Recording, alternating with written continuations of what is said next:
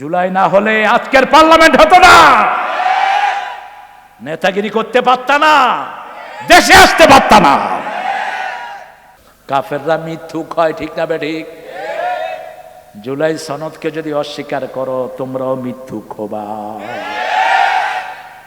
রক্তের উপরে এসেছো, গাদ্দারি করবা না। জুলাই না হলে আজকের পার্লামেন্ট হতো না,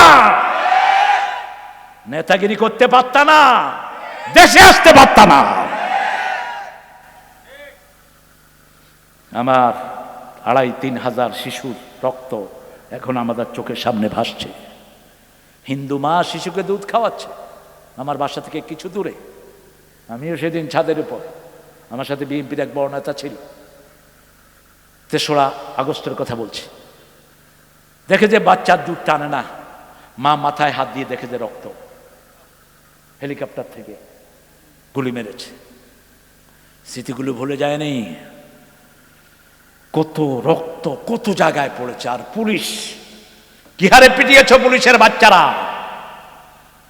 ফুটেজ দেখে দেখে পুলিশের বিচার করো, এখন উল্টা সুর তুলো না। কিছুদিন আগের একটা ইস্যুকে এখন সামনে আনা হচ্ছে। আমাকারু আমাকার আল্লাহ। ইসলাম বিরোধীরা ষড়যন্ত্র করে আর পরিকল্পনা করেন কে? আল্লাহ পরিকল্পনা করেন। রাসূলকেও বলল আমি ঠিক মতো ধরে নিয়ে, রাসূল বলছেন ভালো করে ধর। আরে কাসার কয় দান দান, কয় দান? 3 দান। এবার দিছে আরে কাসার।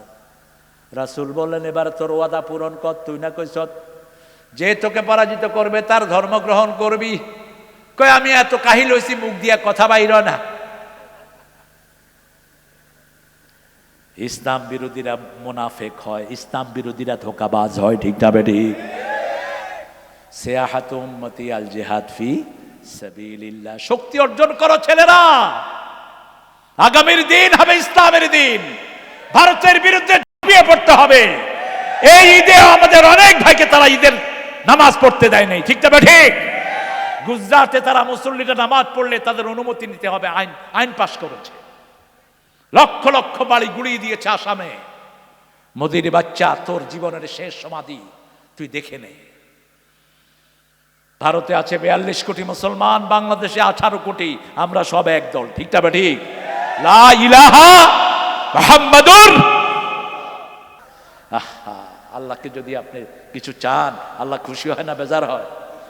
রাসূল বলছেন একবার যে বলে আল্লাহ, একবার কে বলে আল্লাহ, আল্লাহ 70 বার বলে তোর কি প্রয়োজন আমাকে বল। খোদা বলবেন না, আল্লাহ বলবেন। কি বলবেন? আর ডাকবেন সুবহানাল্লাহ, আলহামদুলিল্লাহ, লা ইলাহা ইল্লাল্লাহু মুহাম্মাদুর রাসূলুল্লাহ সাল্লাল্লাহু। এই 4টা তাসবিহ যে পড়ে, রাসূল বলছেন কাজাবাদিল বাহার, সাগরের ফেনার সমান গুনাহ হলেও আল্লাহ তার মাফ করে দেয়। যখনই অবসর হবেন সুবহানাল্লাহ, আলহামদুলিল্লাহ, আল্লাহু আকবার, লা ইলাহা। রাসূল মেরাজে গেলেন, প্রত্যেক আকাশে এক একজন নবীর সাথে দেখা হলো। 7ম আকাশে গিয়ে দেখে একটা গাছের নিচে একজন বৃদ্ধ মানুষ বসে আছেন। Thousands of child around him, তার চারপাশে হাজার হাজার শিশু। সুবহানাল্লাহ। তিনি জিজ্ঞেস করলেন মান হাযার রাজুলুনি, কে?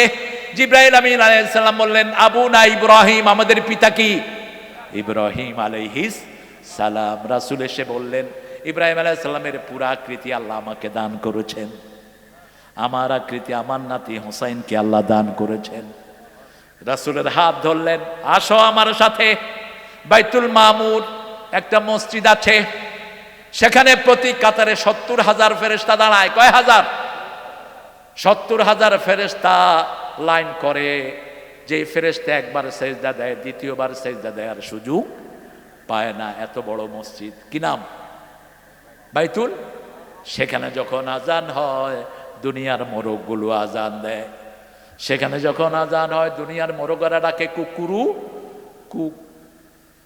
একদিন বেলাল মোরগ জবাই করছিলেন, রাসূল হাসতেছিলেন। সাহাবায়ে কেরাম বললেন ইয়া রাসূলুল্লাহ আপনি হাসছেন কেন?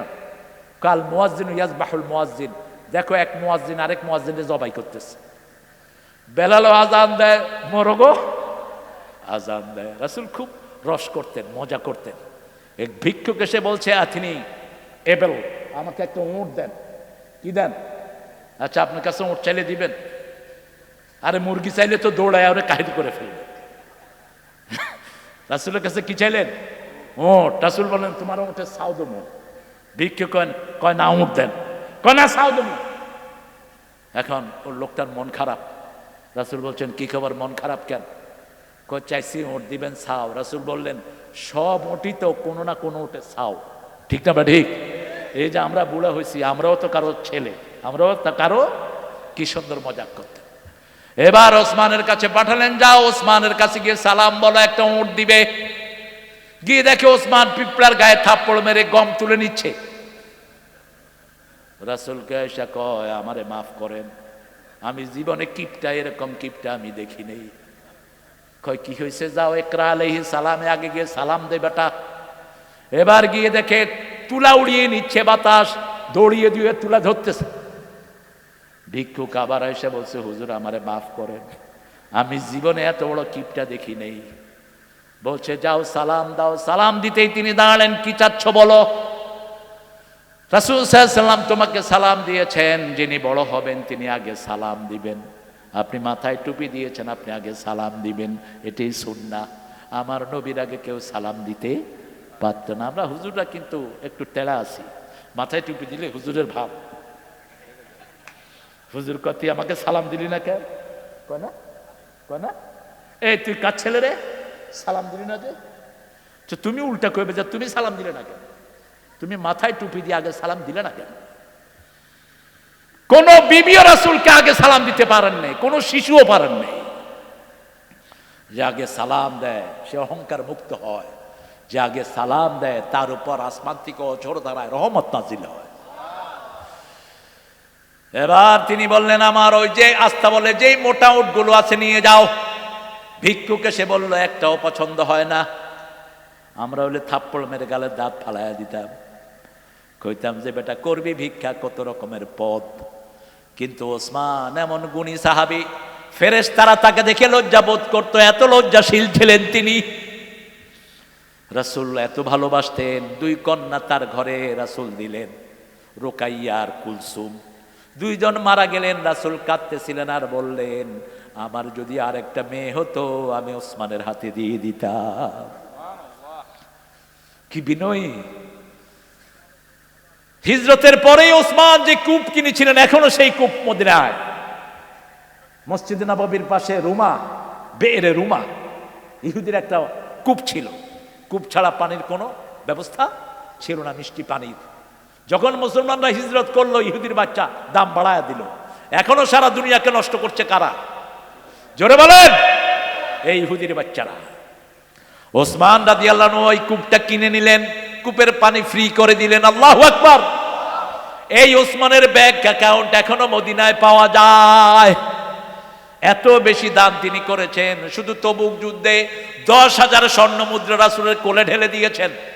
রাসূল স্বর্ণ মুদ্রা লাড়ছেন আর বলছেন তুমি স্বর্ণ মুদ্রা দাও না, আল্লাহর জান্নাত কিনে নিয়েছো।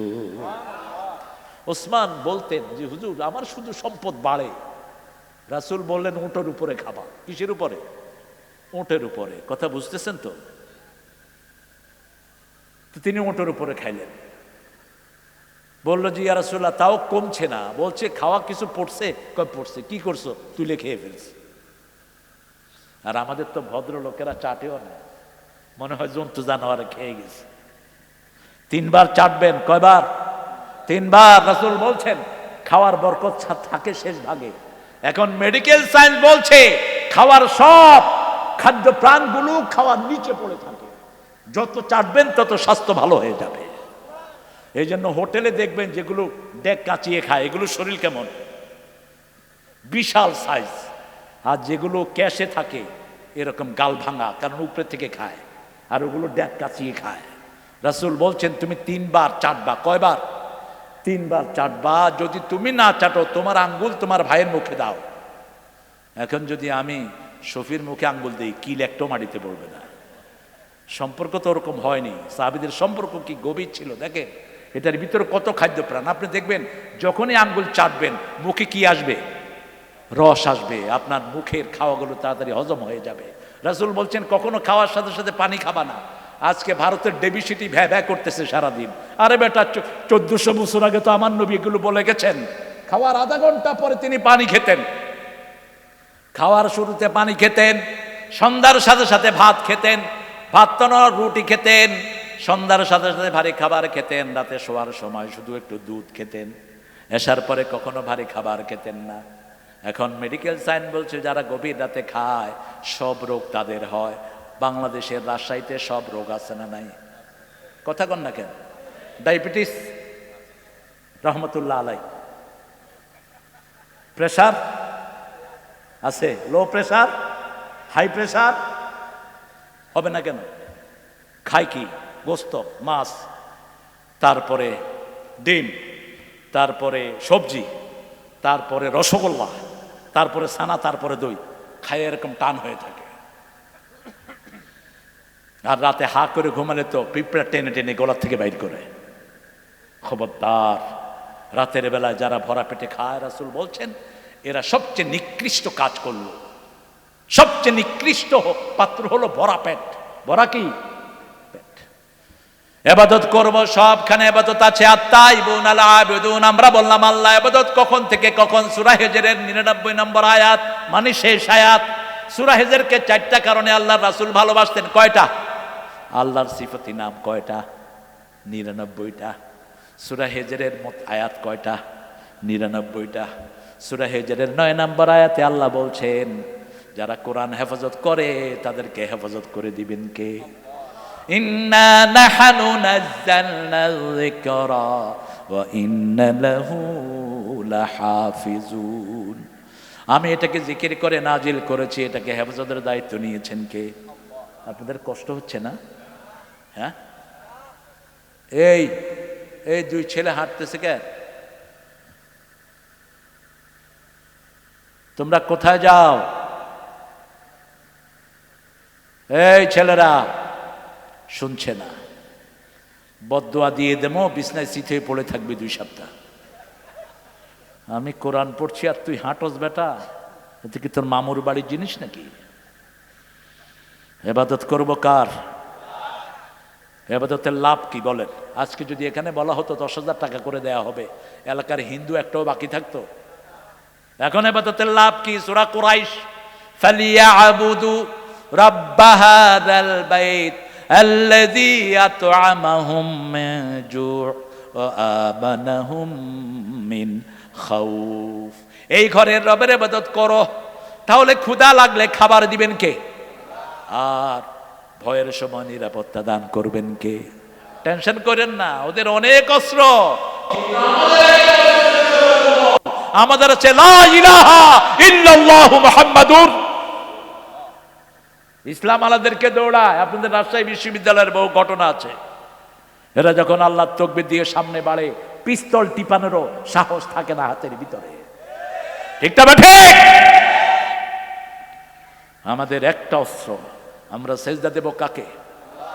আর আমরা একসাথে থাকবো মুসলমানরা। ইবাদত করব আল্লাহর। কখন থেকে কখন ইবাদত করব সেটাও আল্লাহ বলছেন। সূরা হিজরের 99 নম্বর আয়াতে বলছেন উবুদ রাব্বাকা হাত্তা ইয়াতিয়াকাল ইয়াকিন। মৃত্যু আসা পর্যন্ত ইবাদত করতে হবে কার? আমরা বললাম আল্লাহ। সব নবীরা কার ইবাদত করতেন? সূরা নাহলের 36 নম্বর আয়াতে আল্লাহ বলছেন ওয়ালাকাদ বা'আসনা ফি কুল্লি উম্মাতির রাসূলা আন ইবুদুল্লাহা ওয়াজতানিবুত তাগুত। সব নবীদের একটাই কাজ ছিল, কার ইবাদত? আল্লাহর ইবাদত। হিন্দু ভাইরা কার ইবাদত করে? শয়তানের ইবাদত করে, মূর্তির ইবাদত। আবার আমাদের নামাজের সময় যারা মসজিদে যায় না, এরা কার ইবাদত করে? কথা কন না কেন? ওয়াজতানিবুত তাগুত, তাগুতকে ছেড়ে দাও। তাগুত মানে হলো যে নিজে ইবাদত করে না, অন্যকে করতে দেয় না। সূরা নাজিয়াতে আল্লাহ বলছেন যারা তাগুত করবে তারা জাহান্নামী। আম্মা মা তাগা ওয়া আসারাল হায়াতাদ দুনিয়া ফাইন্নাল জাহিমা হিয়াল মাওয়া। যারা তাগুত করবে, তাগা করবে, বিদ্রোহী হবে, নামাজের আযান দেয়, মসজিদে যায় না, নামাজ পড়ে না, বসে বসে আড্ডা দেয়, আছে না নাই? তাগুত পর্দা ফরজ। মেয়ে বাহিরে যাচ্ছে, পর্দা করছে না, গায়ে সুগন্ধি না গিয়ে যাচ্ছে মেয়ে। রাসূল বলছেন যে মেয়ে গায়ে সুঘ্রাণ ব্যবহার করে, যত পুরুষের নাকে এই সুগন্ধি যাবে, সব পুরুষের জিনার গুনাহ ওই মায়ের আমলনামায় উঠবে। রাসূল সাল্লাল্লাহু আলাইহি সাল্লাম বলছেন একটা মেয়ে যখন জাহান্নামী হবে, তার সাথে 4টা পুরুষ জাহান্নামে যাবে। কয়টা? প্রথম যাবে তার স্বামী, দ্বিতীয় যাবে তার বাপ, যদি বাপ তাকে দ্বীনের ব্যাপারে নসিহা না করে, তৃতীয় যাবে তার ভাই। তৃতীয় যাবে কে? তার ভাই। চতুর্থ যাবে তার দেবর ভাসুর। আছে না নাই? স্বামী চলে গেল একখানে, ছোট ভাইকে বলল তোর ভাবিরে নিয়ে আসিস। এটা বিশ্ব রাজশাহীতে নাই? আছে? সব জায়গায় আছে। বাংলাদেশে এটা কোনো আইবই না। রিক্সায় আসতেছে দুইজন, তো আমি দেখে মনে করলাম যে স্বামী স্ত্রী, আমাকে সালাম দিল দুজন। আমি বললাম তুমি বিয়ে করছো কবে? কয় না, বড় ভাইয়ের বউ। তো তোর সাথে কেন? হসপিটালে নিয়ে যাচ্ছে। এটা কোনো আইবি মনে করে না। রাসূল সাল্লাল্লাহু আলাইহি ওয়াসাল্লাম বলছেন, তিরমিজির একটা শ্রেষ্ঠ হাদিস, রাসূল বলছেন তোমরা মেয়েদের সাথে স্বাভাবিকভাবে মেলামেশা করো না, মেয়েদের গ্রুপে যেও না, মেয়েদের সমাবেশে হাজির হয়েও না। এক সাহাবী উঠে বলছে ইয়া রাসূলুল্লাহ, দেবরের হুকুম কি? দেবর বলেন তো, কথা কন না কেন? জামার ভাইরে কি বলে? দেবর না ভাসুর? ও ছোট হলে দেবর আর বড় হলে ভাসুর। ছোট হলে শালি, বড় হলে ইংরেজি ভালো, ইংরেজিরা বলে ছোট শালি বড় শালি। কিসের আজ জেঠস আর ফেটস? ছোট শালা বড় শালা। রাসূল বললেন আলহুমা হুয়াল মাউত, ভাসুর হলো মৃত্যুর সমতুল্য। ঈমান মারা যায়। কোন মেয়ে যখন তার ভাসুরের সাথে কোথাও যাওয়া আসা করে, মেলামেশা করে, তার ঈমান শেষ হয়ে যায়। বলেছেন রাহমাতাল লিল আলামিন। আপনি ইবাদত করবেন, ইবাদত করার জন্য আল্লাহর বিদ্রোহী যে সমস্ত কাজ, সেগুলো ছেড়ে দিতে হবে। মূসা আলাইহিস সালাম প্রথম ফেরাউনের কাছে গিয়ে বললেন ইযহাব ইলা ফিরআউনা ইন্নাহু তাগা, ফেরাউন বিদ্রোহী হয়েছে।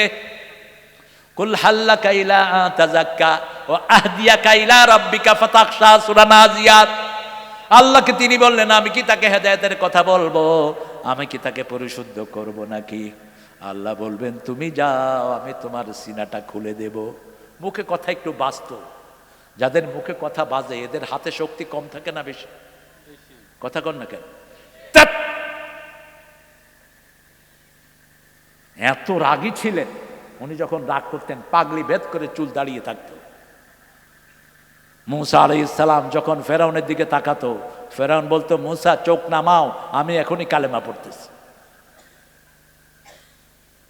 রাস্তায় হাঁটছেন, ফেরাউনের এক সেনাপতি বাজার টাজার করেছে, বনে ইসরাইলের এক লোককে বলল এটা দিয়ে আসো। ও বলছে আমি অসুস্থ। বলছে আমি বলছি আমারে চিনোস না? ওই লোকটা মূসা আলাইহিস সালামকে বলল দেখেন মূসা আমারে জোর করতেছে। কয় কেন? কি কি হয়েছে? আমার এগুলি সে বাড়ি দিয়ে আসবে। এরকম আমাদের দেশের নেতা খেতা আছে না নাই? আমারে চিনোস না?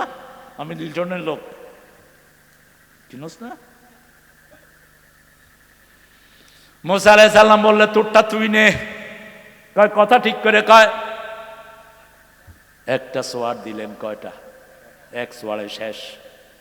মূসা আলাইহিস সালাম নিজে অবাক, হাতে এত শক্তি আসলো কোথা থেকে? ইসলাম আমাদের সাথে দুষ্টামি করো না, এক সোয়ার দেবো শেষ। কারণ আমাদের হাতের ভিতরে আল্লাহ শক্তি দিয়ে দেয়, ঠিক তবে ঠিক। সারা শহরে ছড়িয়ে পড়লো কে যেন খাপ পড়ে লোক মেরে ফেলেছে। ফেরাউন শুনে কয় মূসা ছাড়া আর কেউ না। আল্লাহর ইবাদত করতে হবে। ইবাদত করব কার? আল্লাহর ইবাদত। এবার ফাইনাল কথা বলছি ইবাদতের ব্যাপারে। ফাদখুলি ফি, পড়েন ফাদখুলি ফি ইবাদি ওয়াদখুলি জান্নাতি। এখানে আমার ইবাদতে দাখিল হও, মৃত্যুর পরে জান্নাত দান করে দিবেন কে? এখানে আমার কথা মানার চেষ্টা করো, হুবহু পারবা না, চেষ্টা করো। লাইসালিল ইনসানে ইল্লা মা সা, শুধু চেষ্টা করো। মন একদিকে যায়, আমি আরেকদিকে পড়ে থাকি। ঠিক না বা ঠিক? নামাজের দিকে মন বসে না, রোজায় মন বসে না, কত কিছু মনে উঠে। তারপরেও যদি চেষ্টা করি, আমার গুনাহগুলো মাফ করে দেন কে? আল্লাহ বলছেন তুমি দুনিয়াতে চেষ্টা করো, মৃত্যুর পরে আমি আল্লাহ নিজে তোমার মনের আশা পূরণ করে দেব। মন চাইবে আমি সেটা সামনে হাজির করব। মা তাস্তাহি আনফুসুকুম। একজন লোক আমাকে বলল, হুজুর দুনিয়াতে যেই বিবি, এই বিবি কি আল্লাহ জান্নাতে দিবেন? আমি এই জান্নাতে যাবই না। আমি বললাম কেন ভাই? কয় জান্নাতের হুর কত সুন্দর হবে, তাদের রক্ত দেখা যাবে, হুরের হাতের রুমাল নেড়ে দিলে সারা দুনিয়া সুগ্রানে ভরে যাবে, আর আমার এই বউ তো পেতনিও না। বিবি আবার কয় এই বেটা যদি আমার সাথে জান্নাতে যায় আমিও যাব না। কেন? এই বেটা বাংলা পাঁচের মতো, পেট একদিকে যায়, হে আরেক দিকে যায়। এরকম মোটা লোক আছে না নাই? আরো কিছু আছে গালটাল ভাঙা, এটা নিয়ে আমি কি করব? আল্লাহ জবাব দিচ্ছেন, মা তাস্তাহি আনফুসুকুম, তোমরা দুইজনে জান্নাতে যদি যাও, বিবি যেরকম সুন্দর কল্পনা করবে তার স্বামীকে তার চেয়ে সুন্দর বানিয়ে দেয়া হবে। স্বামী যেরকম সুন্দর কল্পনা করতে পারে, হাজার হুরদের চেয়ে তার জান্নাতি স্ত্রীকে আল্লাহ সুন্দর করে দিবে। জুমার দিন জান্নাতে একটা বাজার থাকবে, সেই বাজারে যখন জান্নাতীরা যাবে দ্বিগুণ সুন্দর হয়ে আসবে। সুবহানাল্লাহ। এই জন্য ইবাদত করব কার? আত্তাইবুন আলা বিদুন আল হামিদুন। প্রশংসা করব কার? প্রশংসা করতে করতে কি বানায় দেখেন, কিভাবে প্রশংসা করে। এরশাদ সাহেব গেলেন ভোলার এক মাহফিলে। ভোলার এক নেতা বলছে, মরহুম এরশাদ সাহেব আমাদের মাঝে হাজির হয়েছে। তো এরশাদ সাহেব বলছে কি ব্যাপার, আমি আছি জীবিত, আমার এই মরহুম বলতেছে কেন? তো ওই লোক বলল যে হুজুর আসলে মরহুম না, আপনাকে বলতাম মোহতারাম। আমি শব্দ মুখস্থ করছি মোহতারাম। মোহতারাম মানে সম্মানিত, মোহতারাম মানে কি? সম্মানিত। কিন্তু মোহতারাম কইতে কইতে এটা কি হয়ে গেছে? মরহুম। মরহুম। এবার এরশাদ সাহেব স্টেজে উঠলেন, এই নেতাই বলতেছে, নেতার নাম বলে আপনারা চিনবেন, এরশাদের আগমনে আমরা সবাই গর্ববতী হয়েছি। প্রশংসা যদি আল্লাহর না করে মুখের ভিতরে ভুল আছে না নাই? নেতা সাহেবকে জিজ্ঞেস করা হয়েছে ঈদের নামাজ আগামী দিন কতক্ষণে হইবে? নেতা সাহেব বলছেন আগামী দিন সকাল 10টায় ঈদুল আজহার জানাজা অনুষ্ঠিত হইবে। ঠিক না বে ঠিক? নেতা সাহেবকে বলা হলো দোয়া করো।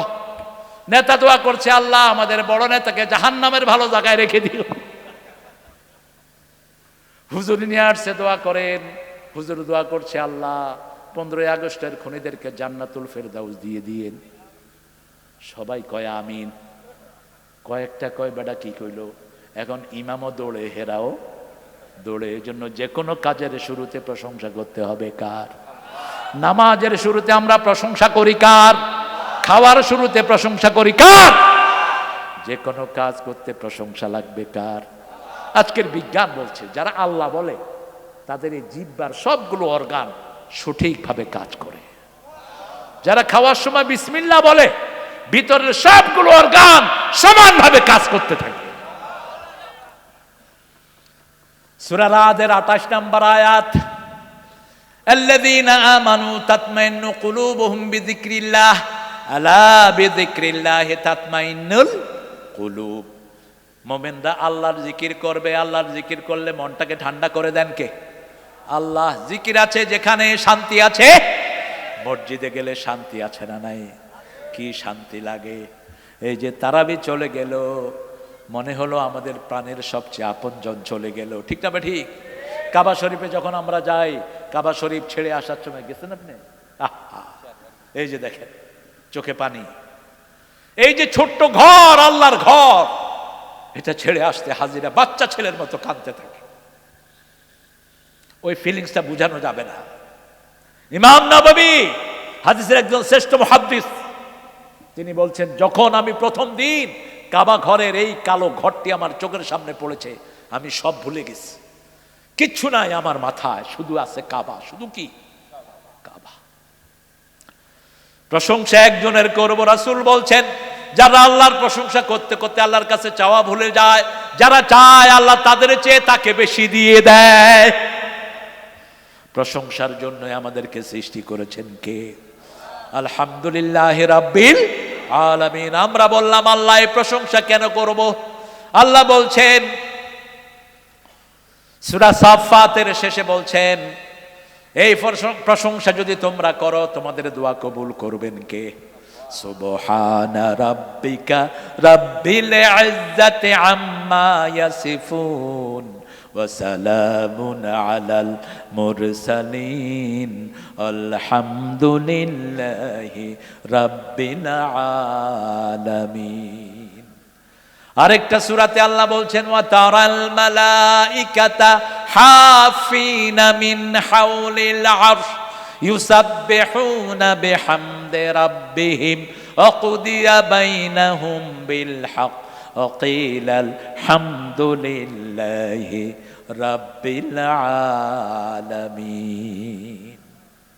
আলহামদুলিল্লাহ পড়লে সবচেয়ে খুশি হন কে?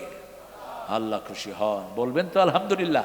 আলহামদুলিল্লাহ। তাহলে কোনো খাওয়ার হিসাব নিবেন না। বাথরুমের শেষে আলহামদুলিল্লাহ, যে কোনো কষ্টের শেষে আলহামদুলিল্লাহ, খুশি হয়ে যান কে? আল্লাহ খুশি হয়ে যান।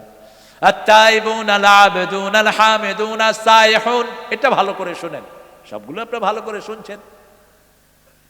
আমরা বিভিন্ন মসজিদে আমরা গাঠি গোট্টা নিয়ে থাকি, ঠিক না? ঠিক। তবলিগের ভাইরা থাকে না? এই কাজটা আগে শুরু করেছে খ্রিস্টানেরা। এই শব্দ সাইহুন শব্দতে তাফসীর মারিফুল কোরআনটা পড়বেন, এটাতে উল্লেখ আছে। আরো কয়েকটা তাফসীরে এসেছে। তারা গির্জা থেকে গির্জায় রাতের বেলা গিয়ে থাকতো, এটাকে তারা ইবাদত মনে করত। সাহাবায়ে কেরাম যখন মদিনায় গেলেন, প্রথম হলো মসজিদে কোবা। প্রথম কোনটা হলো? মসজিদে কোবা, মসজিদে নববী শরীফ, মসজিদে জুমা। সাহাবায়ে কেরাম বললেন, ইয়া রাসূলুল্লাহ, আমরাও মসজিদে থাকবো পরিবার ছাড়া। রাসূল বললেন, সিয়াহাতু উম্মতি, হাদিসটা মনে রাখেন। বলেন, সিয়াহাতু উম্মতি আল জিহাদ ফি সাবিলিল্লাহ। আমার উম্মত বাড়ি ছাড়বে আল্লাহর রাস্তায় জিহাদের জন্য, অন্য কোনো কারণে নয়। সিয়াহাতু উম্মতি আল জিহাদ ফি সাবিলিল্লাহ। এই জন্য বদর যুদ্ধে যেতেও রাসূলের বিবিরা রাসূলের সাথে আছে না নাই? আছে। উহুদ যুদ্ধেও আছে, তবুকের যুদ্ধেও আছে। যুদ্ধের ময়দানেও বিবিরা যেতেন। আর আমাদের অনেকে পিস্তল দেখলে হাত পা কাঁপে। পিস্তল দেখলে হাত পা কাঁপে। তুমি পিস্তলের মাস্টার হবা? যে যুদ্ধবিদ্যা জানে না, রাসূল বলছিল আমার উম্মত না। একজন সাহাবী দুর্বল ছিলেন না। রাসূল দুই হাতে তলোয়ার চালাতেন, আলী দুই হাতে তলোয়ার চালাতেন। রাসূলের 4টে তলোয়ার ছিল। কয়টা? ঘুমের সময় তলোয়ার সাথে। রাসূল ঘুমিয়ে আছেন, এক ইহুদি এসে তলোয়ার নিয়ে রাসূলের উপরে ধরেছে। চোখ খুলেই দেখে তলোয়ার। ইহুদি বলছে, কে বাঁচাবে? রাসূল বললেন, লা ইলাহা ইল্লাল্লাহু মুহাম্মাদুর। হাত কেঁপে কেঁপে তলোয়ার পড়ে গেল। এবার রাসূল ধরলেন, তাকে ধরলেন, তোরে বাঁচাবে কে? কয় আপনি। আল কাফিরুন লা মাওলা লাহ। সূরা মুহাম্মদে আল্লাহ বলছেন কাফিরদের কোনো ওলি নাই, আর মুমিনদের ওলি কে? সূরা হজরের শেষে বলছেন হাসবুনাল্লাহু নি'মাল ওয়াকিল নি'মাল মাওলা ওয়া নি'মান নাসির। সূরা আল ইমরানের 173 বলছেন নি'মাল মাওলা ওয়া নি'মান নাসির। সর্বশ্রেষ্ঠ ওলি কে? আল্লাহ। সর্বশ্রেষ্ঠ গার্জিয়ান কে? সকালবেলা এটা 7 বার পড়বেন, আপনার কোনো বাহনের অভাব হবে না, কোনো কিছুর সংকট হবে না। 7 বার। কয়বার? 7 বার। রাসূল বলছেন যে প্রত্যেক দিন 3 বার পড়বে আল্লাহুম্মা আজিরনা মিনান নার। জাহান্নাম তার জন্য আল্লাহকে বলবে, আল্লাহ এই লোকটাকে জাহান্নামে দিয়েন না। পড়ে গেছে, খবর নাই। খের, আপনাদের ধৈর্য আমাকে মুগ্ধ করেছে। এটাই হওয়া দরকার। মনে হচ্ছে সব পাখির মতো, গাছের মতো বসে আছেন। সাহাবায়ে কেরাম বসে থাকতেন, পাখি মনে করতো এটা গাছ, পাখি মাথায় এসে বসতো। সুবহানাল্লাহ। আল্লাহ আমাদের এই আশাটাকে আপনি কবুল করেন। আরো জোরে বলি আমিন। জিহাদ করবেন তো? শক্তিশালী সাহাবীর দাম বেশি না কম? শক্তিশালী মোমেনের দাম বেশি না কম? যুবকেরা দৈনিক 250 বুক ডান নিবা, পুশ আপস 250 সিট আপ নিবা। কোন নবী দুর্বল ছিলেন না, একজন নবীও না। ওমর ফারুক ছিলেন মক্কার সবচেয়ে বড় রেসলার। এরকম করে যখন দাঁড়াতেন ওনার সামনে কেউ আসতো না, 2 আঙ্গুলে মানুষ তুলতেন, মাথা দিয়ে হেড দিতেন, এমনি করে হেড দিতেন। আর রাসূল ছিলেন জান্নাতের 42 জন তরুণের শক্তি ওনার গায়ে। মদিনায় একজন ওয়ার্ল্ড ফেমাস কুস্তিগীর ছিলেন রোকানা। কি নাম? রোকানা। সাহাবায়ে কেরাম রাসূলকে পাহারা দিয়ে রাখতেন, ভুলে যেন তার ওখানে চলে না যায়। রোকানা বলছে, আমাকে যে পরাজিত করবে আমি তার ধর্ম গ্রহণ করব। একদিন রাসূল সকালে হাঁটতে হাঁটতে ওর ওখানে হাজির। যেখানে বাঘের ভয় সেখানে রাত পোহায়। রোকানা দেখেতে বলছে, আনতাল্লাযী মুহাম্মদ, তুমি না সেই মুহাম্মদ যে বাপ থেকে পোলারে আলাদা করেছো, বিবি থেকে স্বামীরে আলাদা করেছো, সন্তানকে পরিবার থেকে আলাদা করেছো, তুমি না সেই মুহাম্মদ? বলছে, কি বলতে চাস? মাইন্ড ইউর ল্যাঙ্গুয়েজ, কথা ঠিক করে কও। বলছো তুমি আমার সাথে কুস্তি লাগবা। মুহাম্মদ সাল্লাল্লাহু আলাইহি ওয়াসাল্লাম, ঠিক আছে লাগবো, কোন হাতে লাগবি ক? তুই আগে ধরবি না আমি আগে ধরবো? রাসূল বললেন, তুই আগে ধর। ধর। আসাল খেয়ে কয়, আমি ঠিক মতো ধরি নাই। কাফেররা মিথ্যুক হয়, ঠিক না বেঠিক? জুলাই সনদকে যদি অস্বীকার করো তোমরাও মিথ্যুক হবা। রক্তের উপরে এসেছো, গাদ্দারি করবা না। জুলাই না হলে আজকের পার্লামেন্ট হতো না, নেতাগিরি করতে পারতা না, দেশে আসতে পারতা না। আমার 2,5-3 হাজার শিশুর রক্ত এখন আমাদের চোখের সামনে ভাসছে। হিন্দু মা শিশুকে দুধ খাওয়াচ্ছে আমার বাসা থেকে কিছু দূরে। আমিও সেদিন ছাদের উপর, আমার সাথে বিএনপির এক বড় নেতা ছিল। 3রা আগস্টের কথা বলছি। দেখে যে বাচ্চার দুধ টানে না, মা মাথায় হাত দিয়ে দেখে যে রক্ত, হেলিকপ্টার থেকে গুলি মেরেছে। স্মৃতিগুলো ভুলে যায়নি। কত রক্ত কত জায়গায় পড়েছে। আর পুলিশ কি হারে পিটিয়েছ পুলিশের বাচ্চারা। ফুটেজ দেখে দেখে পুলিশের বিচার করো, এখন উল্টা সুর তুলো না। কিছুদিন আগের একটা ইস্যুকে এখন সামনে আনা হচ্ছে। আমাকারু আমাকার আল্লাহ। ইসলাম বিরোধীরা ষড়যন্ত্র করে আর পরিকল্পনা করেন কে? আল্লাহ পরিকল্পনা করেন। রাসূলকেও বললো আমি ঠিক মতো ধরে নিয়ে। রাসূল বলছেন ভালো করে ধর। আরে কাসার কয় দান দান, কয় দান? 3 দান। এবার দিছে আরে কাসার। রাসূল বললেন এবার তোর ওয়াদা পূরণ কর। তুই না কইছ যে তোকে পরাজিত করবে তার ধর্ম গ্রহণ করবি। কয় আমি এত কাহিল হইছি, মুখ দিয়া কথা বাইর না। ইসলাম বিরোধীরা মুনাফিক হয়, ইসলাম বিরোধীরা ধোঁকাবাজ হয়, ঠিক না বেঠিক? সিয়াহাতু উম্মতি আল জিহাদ ফি সাবিলিল্লাহ। শক্তি অর্জন করো ছেলেরা, আগামীর দিন হবে ইসলামের দিন। ভারতের বিরুদ্ধে ঝাঁপিয়ে পড়তে হবে। এই ঈদে আমাদের অনেক ভাইকে তারা ঈদের নামাজ পড়তে দেয় নাই, ঠিক না বেঠিক? গুজরাটে তারা মুসল্লিরা নামাজ পড়লে তাদের অনুমতি নিতে হবে, আইন পাশ করেছে। লক্ষ লক্ষ বাড়ি গুড়িয়ে দিয়েছে আসামে। মোদির বাচ্চা, তোর জীবনের শেষ সমাধি তুই দেখে নে। ভারতে আছে 42 কোটি মুসলমান, বাংলাদেশে 18 কোটি। আমরা সব এক দল, ঠিক না ঠিক? লা ইলাহা মুহাম্মাদুর আত-তাইবুন আল-আবিদুন আল-হামিদুন আস-সাইহুন আর-রাকিউন। রুকুকারী হব, ওর কাউ মা'আর রাকিন। কেন বললেন? আগের নামাজে রুকু ছিল না। আমাদের নামাজের আগ পর্যন্ত নামাজ যত ছিল, যেমন ঈসা আলাইহিস সালাম বলছে আওসানি বিস-সালাতি ওয়াজ-যাকাতি মা দুমতু হাইয়া। আবার জাকারিয়া আলাইহিস সালাম নামাজ পড়েছেন হুয়া কায়িমুন ইউসাল্লি ফিল মিহরাব, কিন্তু তাদের রুকু ছিল না। কি ছিল না? রুকু ছিল না। আর আমাদের রুকু আছে না নাই? রুকুতে অনেকে ভুল করে রুকু করে, এমনি করে হাত ছেড়ে দেয়, কোমর উপরে চাপ দেয়। এটা রুকু না। আপনি মনে রাখবেন, কোমরটা হলো সবচেয়ে নাজুক জিনিস। আপনি এখানে চাপ দিবেন, হাঁটুতে চাপ হবে, তাহলে দেখবেন কোমরে কোনো চাপ থাকবে না। ইসলাম যে কত সায়েন্টিফিক। আবার যখন সেজদায় যাবেন বিশেষ করে আমার সোনার টুকরা ছেলেরা, ছোট ছোট কিশোর মনিরা, ওদের হাতে হাসিনা মোবাইল ধরিয়ে দিয়েছে এবং হাসিনা বলেছে আমি ছেলেদের হাতে মোবাইল দিয়েছি।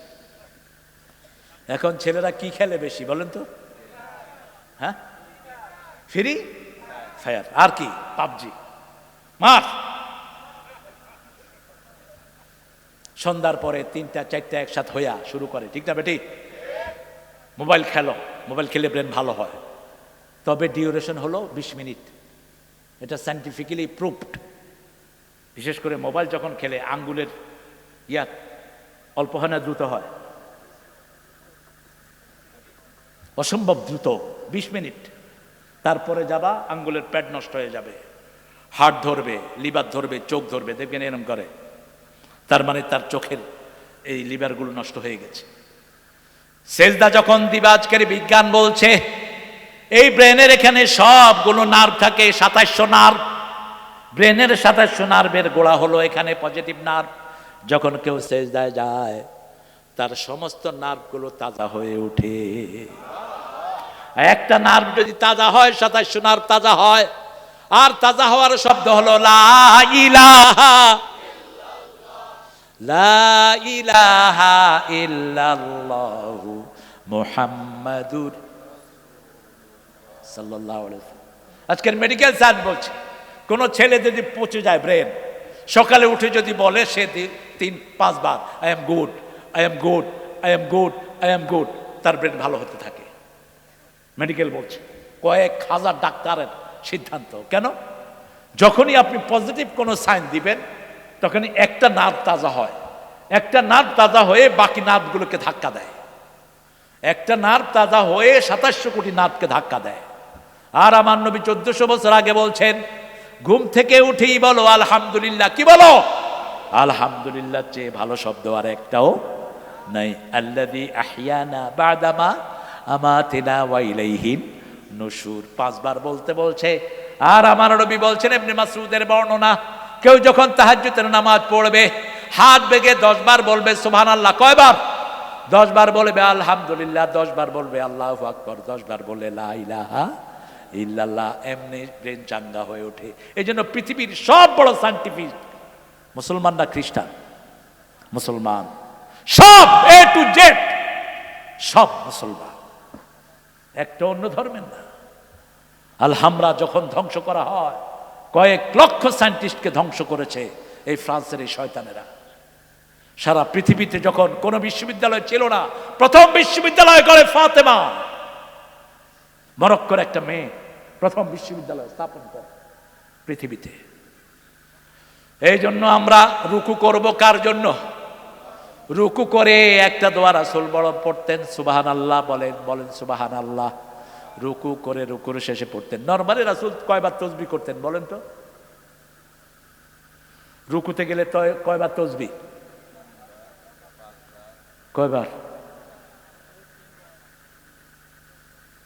দেখছেন অবস্থা? আনাস থেকে বর্ণিত 9 বার রাসূল তাসবিহ করতেন নরমালি, 9 বার। কয়বার? 9 বার। বিপদের সময়, কোনো তাড়াহুড়ার সময় 3 বার অথবা 5 বার। নরমালি কয়বার? 9 বার। আর আমরা কয়বার করি?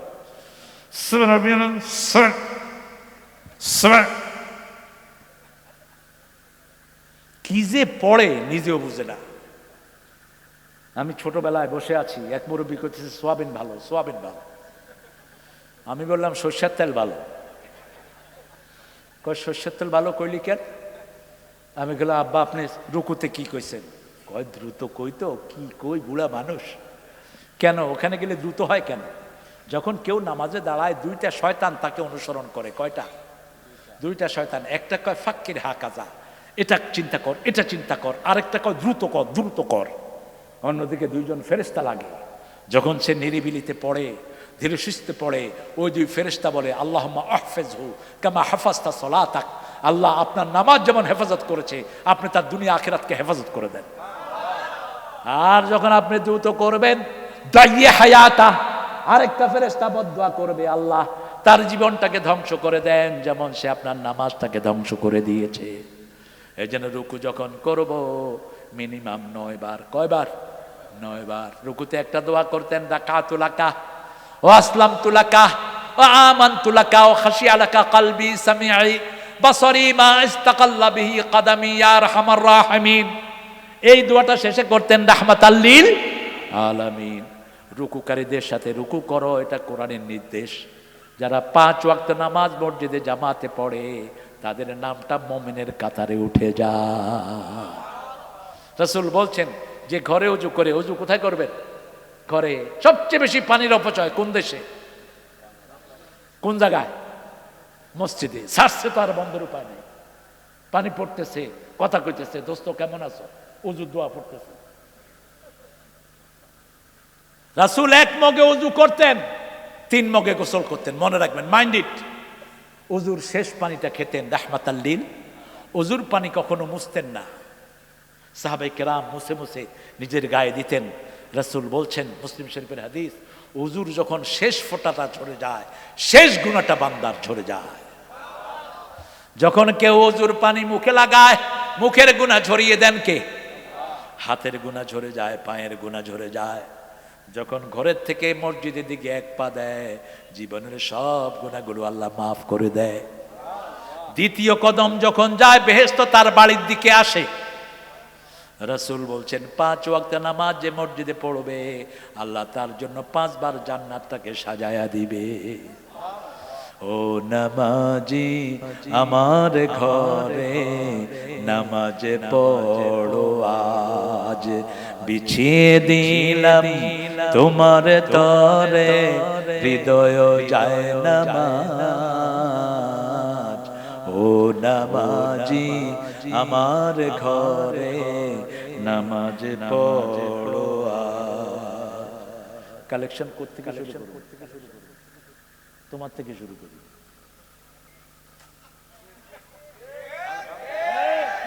হ্যাঁ না, ডান দিক থেকে শুরু করলে বোধহয় ভালো হয়। আপনি কত দিবেন বলেন, এটা কহেন।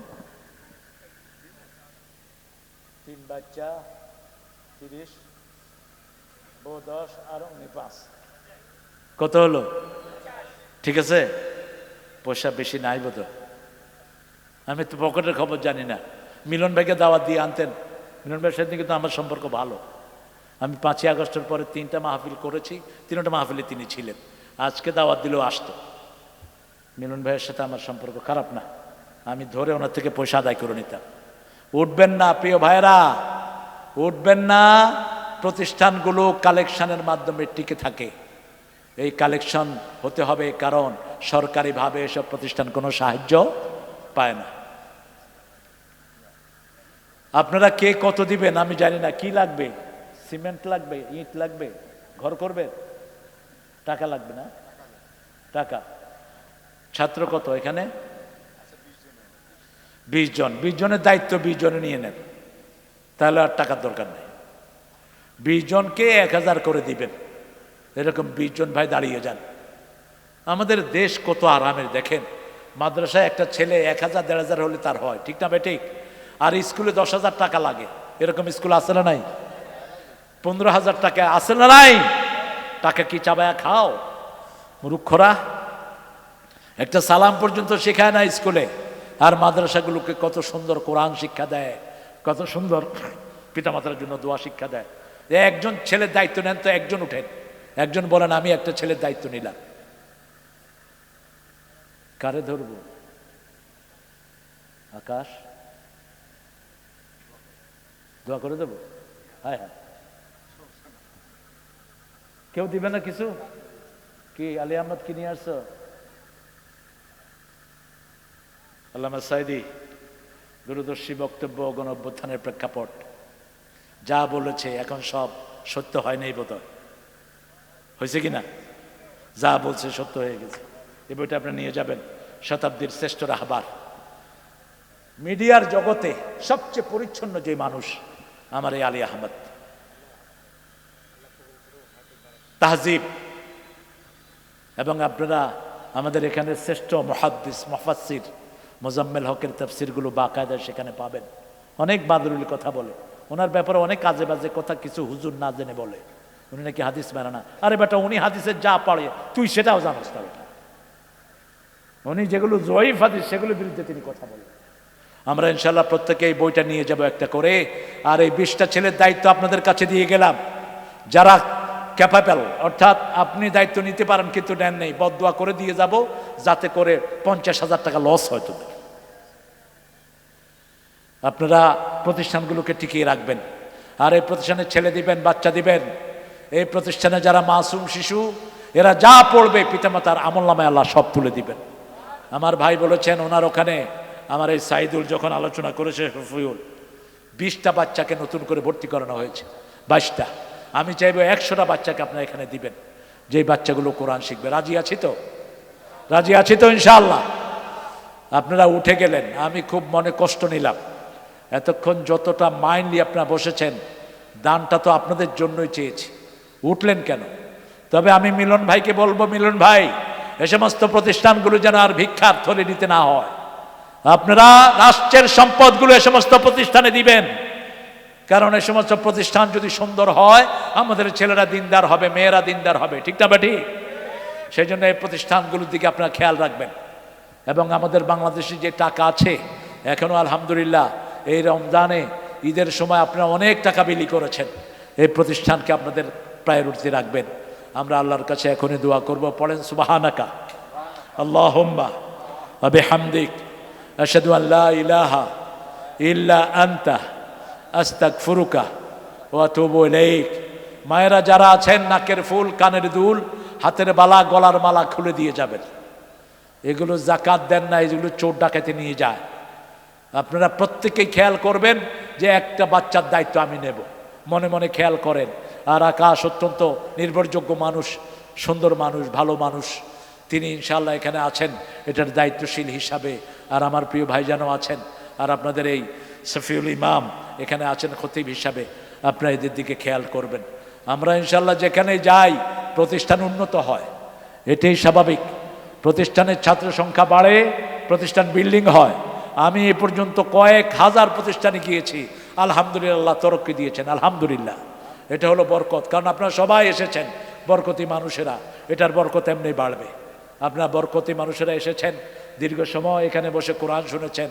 মান্দা থেকে আমাদের প্রিয় একজন মানুষ আব্দুল মালিক হাফিজাহুল্লাহ এসেছেন, নাজিরুজ্জামান যিনি আমাকে রাজশাহীতে প্রথম নিয়ে আসেন, আল্লামা নাজিরুজ্জামান শেখুল হাদিস, আজকে তিনি দুনিয়ায় নাই, তার জামাতা এখানে বসে আছে। আমরা তার জন্য দোয়া করব। অসংখ্য প্রতিষ্ঠান তিনি গড়ে গেছেন, এজন্য এখন দোয়ার দিকে যাব। অনেক রাত পর্যন্ত আপনারা শুনেছেন। আমি আকাশের জন্য দোয়া চাচ্ছি, তার 2টা বাচ্চার জন্য, আর আমার ভাইয়ের জন্য, আরও যারা আপনারা এসেছেন, আমরা প্রত্যেকের জন্য দোয়া করব। বিশেষ করে নুরুজ্জামানের জন্য দোয়া করব, আমার ভাইয়ের জন্য। আজম আলী ভাই অসুস্থ, দীর্ঘ 17 বছর তার উপর জুলুম হয়েছে, অসুস্থ। এদের কোরবানির উপর বর্তমান বিজয় সূচিত হয়েছে, আতাউর রহমানের জীবনের উপর বিজয় সূচিত হয়েছে, ঠিক না বেঠি? এই জন্য এদেরকে আমরা প্রায়োরিটি দেব। আল্লাহ এদের মর্যাদা যেন বাড়িয়ে দেয়। আমরা সবার জন্য দোয়া করি, আল্লাহুম্মা আমিন। লা ইলাহা ইল্লা হুয়াল হালিম সুবহান রাব্বিল আরশিল আযীম। আল্লাহুম্মা সাল্লি ওয়া সাল্লিম আলা নাবিয়িনা মুহাম্মদ ওয়া আলা আলিহি ওয়া সাহবিহি ওয়া বারিক ওয়া সাল্লিম। রব্বানা যালামনা আনফুসানা ওয়া ইন লাম তাগফির লানা ওয়া তারহামনা লানাকুনান্না মিনাল খাসিরিন। রব্বানা আতিনা ফিদ দুনিয়া হাসানা ওয়া ফিল আখিরাতি হাসানা ওয়া কিনা আযাবান নার। হে আল্লাহ, আল ফাতহুল কোরআন মাদ্রাসার উদ্যোগে আয়োজিত রাজশাহী শহরের পাশে হাজার হাজার নরনারী নিয়ে গভীর রজনীতে আপনার কাছে মাহফিল শেষে হাত তুলেছি। আল্লাহ আমাদের জীবনের গুনাহগুলো মাফ করে দাও।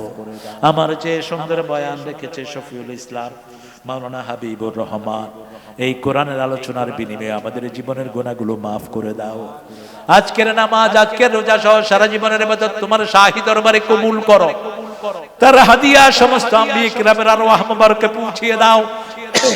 বিশেষ করে যেই নবীর রাহমা সারা জীবন উম্মতি উম্মতি বলে কেঁদেছেন, সেই নবীর রওজায় আমাদের সওয়াবগুলো পৌঁছিয়ে দাও। এই পর্যন্ত যত মুমিন মুমিনাত মুসলিম মুসলিমাত কবরের বাসিন্দা হয়েছে, সবার আরওয়াহে সওয়াব পৌঁছিয়ে দাও। বিশেষ করে আমরা যারা হাত তুলেছি অনেকের আব্বা আম্মা দুনিয়ায় নাই। আল্লাহ পিতামাতার ঋণ কোনোদিন কোনো সন্তান শোধ করতে পারে না। আল্লাহ পিতামাতার কবরকে জান্নাতের বাগান বানিয়ে দাও, বেহেশতের পোশাক তাদের গায়ে পরিয়ে দাও। যাদের পিতামাতা বেঁচে আছে হায়াত দারাজ করে দাও, নেক আমল করার তৌফিক দান করো। রব্বির হামহুমা কামা রাব্বায়ানি সগীরা। আল্লাহ আমার রেজাউলকে তুমি কবুল করে নাও, তার আম্মার কবরকে জান্নাতুল ফেরদাউস বানাও। আল্লাহ এই প্রতিষ্ঠানটাকে ফাতহুল কোরআনকে তুমি বিজয়ের মতো কবুল করে নাও। এই 20টা ছেলেকে আলেমে হক্কানি রব্বানি বানিয়ে দিও। আজকের সভাপতি আরএস আলীকে তুমি কবুল করো, তার 2টা বাচ্চাকে তুমি কবুল করে নাও, তার বিবিকে তুমি কবুল করো। আমার পাশে ভাইজান বসে আছে, তার প্রতিষ্ঠানকে তুমি কবুল করো। শফিউল ইসলামকে তুমি কবুল করো, হাবিবুর রহমান সাহেবকে কবুল করো। আমাদের যত মেহমানের নাম লিফলেটে এসেছে সবার জীবনের গুনাহগুলো তুমি মাফ করে দাও। আল্লাহ এই প্রতিষ্ঠানে যা অভাব আছে তোমার রহমত দিয়ে মালামাল করে দাও। আল্লাহ রাব্বুল আলামিন রাজশাহীর যারা নেতা হয়েছে তাদেরকে ইসলামের জন্য কবুল করো। মিলন ভাই সহ যত নেতা হয়েছে সবাইকে ইসলামের জন্য কবুল করো। আল্লাহ রাব্বুল আলামিন সারা বাংলাদেশকে তুমি ইসলামের জন্য কবুল করো। এই পার্লামেন্টকে তুমি ইসলামের জন্য কবুল করো। আল্লাহ আমার নুরুজ্জামানকে তুমি কবুল করে নাও, আজম ভাইকে তুমি কবুল করো। আল্লাহ জানি না কার জানাজার কাপড় দোকানে এসেছে, জানি না কার জীবনের শেষ মোনাজাত এই মোনাজাত। শাহাদাতের মওত আমাদের নসিব করে দিও। মৃত্যু যখন দুয়ারে আসবে জবানে জারি করে দিও লা ইলাহা ইল্লাল্লাহু মুহাম্মাদুর রাসূলুল্লাহ।